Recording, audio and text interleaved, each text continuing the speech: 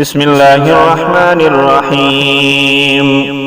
تبارك الذي بيده الملك وهو على كل شيء قدير، الذي خلق الموت والحياة ليبلوكم أيكم أحسن عملا وهو العزيز الغفور، الذي خلق 7 سماوات طباقا ما ترى في خلق الرحمن من تفاوت فارجع البصر هل ترى من فطور ثم ارجع البصر كرتين ينقلب إليك البصر خاسئا وهو حسير. ولقد زينا السماء الدنيا بمصابيح وجعلناها رجوما للشياطين وأعتدنا لهم عذاب السعير. وللذين كفروا بربهم عذاب جهنم وبئس المصير. إذا ألقوا فيها سمعوا لها شهيقا وهي تفور تكاد تميز من الغيظ كلما ألقي فيها فوج سألهم خزنتها ألم يأتكم نذير قالوا بلى قد جاءنا نذير فكذبنا وقلنا ما نزل الله من شيء إن أنتم إلا في ضلال كبير. وقالوا لو كنا نسمع أو نعقل ما كنا في أصحاب السعير فاعترفوا بذنبهم فسحقا لأصحاب السعير. إن الذين يخشون ربهم بالغيب لهم مغفرة وأجر كبير.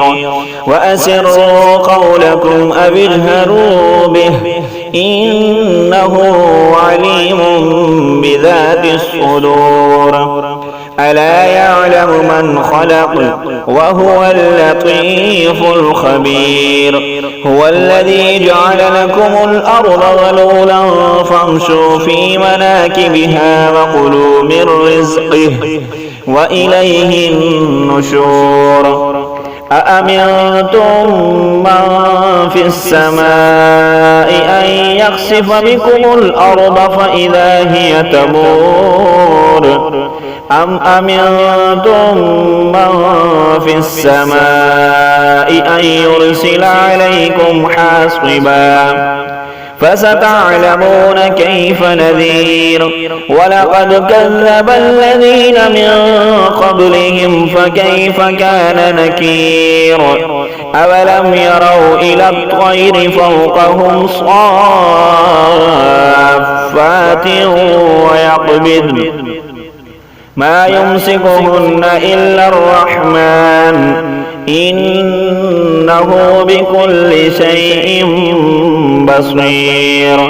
أمن هذا الذي هو جند لكم ينصركم من دون الرحمن إن الكافرون إلا في غرور. أمن هذا الذي يرزقكم إن أمسك رزقه بل لجوا في عتو ونفور. أفمن يمشي مكبا على وجهه أهدى أمن يمشي سويا على صراط مستقيم. قل هو الذي أنشأكم وجعل لكم السمع والأبصار والأفئدة قليلا ما تشكرون. قل هو الذي ذرأكم في الأرض وإليه تحشرون. ويقولون متى هذا الوعد إن كنتم صادقين. قل إنما العلم عند الله وإنما أنا نذير مبين.